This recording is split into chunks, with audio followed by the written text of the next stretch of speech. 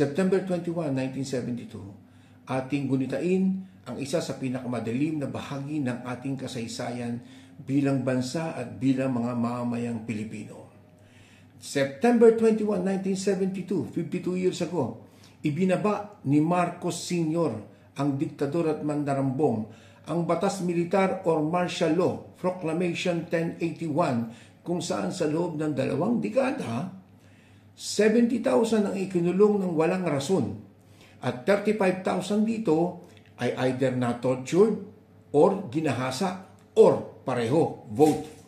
3,257 ang pinatay at 2,520 dito ay ikinalat ang mga katawan na kung saan sa mga public places para takutin ang mga mamamayan na ang hindi susunod sa batas militar ay matutulad sa mga biktima.